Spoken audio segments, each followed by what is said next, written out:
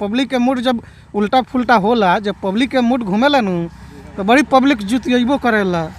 अरे देखिए आजकल जब तो हमने छोट बानी सो, बड़ा बड़ा लोग गावता ऐसा ऐसा अश्लील गाना, तो हमने तो छोट बानी सो, हमने का बानी सो कुछ नहीं सो। बड़ा बड़ा लोग कुछ करी तो वो लेकिन कुछ करम लगी। अब बताई बड़ा बड़ा बड़ा बड़ा कलाकार लोग अपन पिछिलका खूंटा में लगा के चिर ले तो वो लेकिन चिर लेम लगी तो ओकर चिराता तो ओकर नामो तबा भाई। अच्छा तो नाम खतरा सब चीज चिरवावे खतरा वो लेकिन तैयार बनी लगी।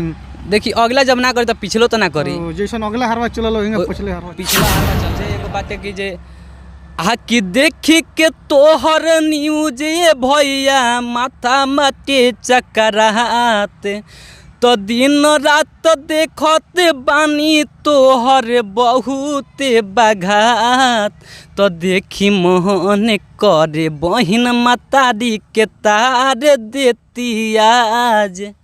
देखी के तो हर थी न्यूज होता रे सारा दिमागे कौन फ्यूज। माई के पेट से मनीष कुमार 2 महीना में अल का, चिल्लाए के कोहरा से कैल का, कंडम फटल तो भइल का।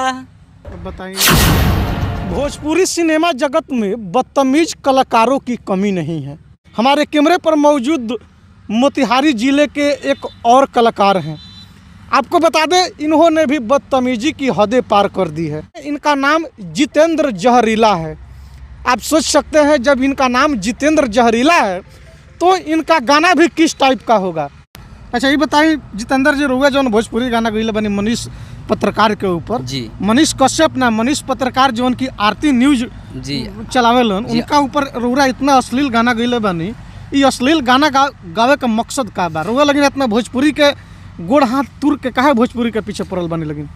देखिए ऐसे में अभी तुरंत जे न्यूज के ऊपर लोग गाना गावता, जैसे एगो मनीष कुमार पत्रकार बनी उनका ऊपर हम गईनी, ओकरा से पहले बहुत सारा गाना आई रहे, ऊपर सोचनी जब हम एगो सब लोग अलग गाइले बा तो हम एगो अलग कर दी, तो एगो अलग गा देनी। मनीष कश्यप पर गावता तो मनीष कुमार पर सोचने गावे के जी आरती न्यूज चलावेलो। हाँ आरती न्यूज ऐसे जो वहाँ के बहुत ज़्यादा चिलानी। अच्छा बहुत ज़्यादा चिलानी तो ये बताई चिल्लाए खतरा मनीष कश्यप भी चिल्लालन आ मनीष कुमार जो बड़ा आरती न्यूज वाला दोनों जाने चिल्ला लोग। लेकिन ये भोजपुरी अश्लील गाना के इतना बढ़ावा रुआ लगिन काहे देत बनी लगिन। देखिए बढ़ावा वो हमनी नहीं से देते। देखिए पब्लिक जब सुनता तो आदमी गावता, लोग जब सुनबे ना करे तो हमने गाम सका। अच्छा पब्लिक करवा लगिन दोस्त मानता नहीं लगिन। अच्छा पहले गानवा तो थोड़ा गा के सुनाई तो कौन गाना गइले बनी मनीष? वो गाना हम गइले बनी कि जे कि देखी के तो हर थी न्यूज होता रे सारा दिमागे कौन फ्यूज।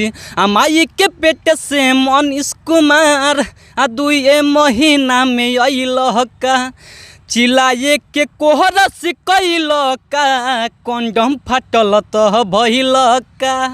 अब बताइए कितना खराब गाना रुआ गइले बनी मनीष पत्रकार के ऊपर। ई अच्छा बात बा रुआ लेकिन भोजपुरी में अश्लीलता फैलावत नहीं लगिन, कहीं ना कहीं भोजपुरी समाज से गंदा हो रहल बाटे। तो ये सब भोजपुरी गंदा वाला गाना कहे गावत। देखिए बात यहाँ बाकी जे हमनी के फैलावल से फैल नहीं के। पहले से भोजपुरी इंडस्ट्री आजकल सब मतलब देखे वाला नहीं रह गई। भोजपुरी इंडस्ट्री जौन बा जे बिल्कुल खराब हो गल बा। खराब हो चुकल बा तो केकरा ठीक कैला से ठीक होई? केकरा ठीक कैला से ठीक होई? जब पब्लिक गाना ना सुनी, अश्लील गाना ना सुनी तो लोग गाने ना गाई। यानी कि पब्लिक के दोषी मानता नहीं लगी। पब्लिक दोष बढ़ले बा, जब पब्लिक गाना सुनी तो हम तो गईबे करम सो। अच्छा पब्लिक गाना सुनी तो रुआ लगिन गईबे करम लगिन, लेकिन रुआ लगिन अपने आप में सुधार ले आए लगिन ना। अभी देखी एगो और विवादित गाना बताओ हमने की छोड़त। चलो सुनाई का विवादित गाना बड़ा वो सुनाई। वो गाना वो जे एगो बात है कि जे कि देखी के तोहर न्यूज ये भैया माथा मटे चकरात, तो दिन रात देखत बानी तोहर बहुत बघात, तो देखी मोहन करे बहिन मतारी के तार देती आज। जब पब्लिक के मूड के बारे में जानते नहीं बनी, पब्लिक के मूड जब उल्टा फुल्टा होला, जब पब्लिक के मूड घूमेला नु तो बड़ी पब्लिक जुतियबो करेला। अरे देखिए आजकल जब तो हमने छोट बानी सो, बड़ा बड़ा लोग गावता ऐसा ऐसा अश्लील गाना, तो हमनी तो अच्छा। छोट बनी सो, हमनी का बनी सो, कुछ अच्छा, नहीं तो सो। बड़ा बड़ा लोग कुछ करी तो वो लेकिन कुछ करम लगी। अब बताई बड़ा बड़ा बड़ा बड़ा बड़ा कलाकार लोग अपन पिछिलका खूंटा में लगा के चीर ले तो वो लेकिन चीर लेम लगी। तो ओकर चिराता तो ओकर नामो तो बा भाई। अच्छा, तो नाम खतरा सब चीज चिरवावे खतरा वो लेकिन तैयार बनी लगी। देखी अगला जब ना करी तो पिछलो तो ना करी, तो जैसन अगला हरवा चलल होगा पिछले हरवा। पिछला हारवा चल रहा है अब बात। देखी लगिन भोजपुरी जौन सिनेमा जगत बाटे और भोजपुरी गाना बाटे, भोजपुरी गाना के बर्बाद करे में बड़का कलाकार लोग के तो हाथ तनी मनी बढ़ले बाटे। आ तनी मनी का शुरुआत तो बड़के कलाकार लोग कोइला लोग, लेकिन अश्लीलता के हद पार अब जितना भी छोटका कलाकार बा लोग जकरा अंदर बहुत जल्दी फेमस होखे के जुनून बाटे, इ लोग भी देखा देखी कैसन को गाना गा के आ फेमस होखे के चक्कर में कुछ भी गा देता थे लोग। चाहता लोग कि कितना जल्दी हमनी ट्रेंड कर जैसन आ कितना जल्दी हमनी के पूरा दुनिया जान जाओ। ऐसे भोजपुरी अश्लील के बढ़ावा दे रहल बा लोग, अश्लीलता पर इ लोग चढ़ बढ़ करके गाना गावता थे लोग।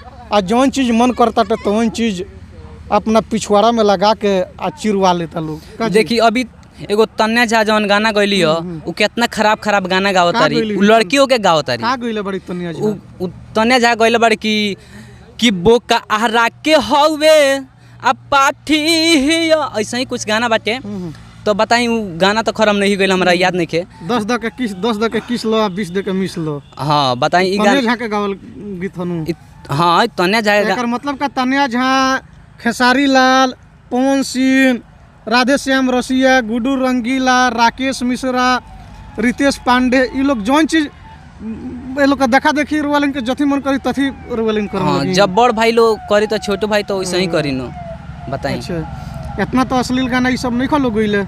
बाकी देखी अश्लील गाना जौन बाटे तो अश्लील हम तो गा देले बानी। बाकी जब आदमी सुधार गई तो सुधार हो ही जाई। जब आदमी देखत गलो भाई ना खे पाइल तो हम एगो गा देनी हो। अच्छा, गा देनी है।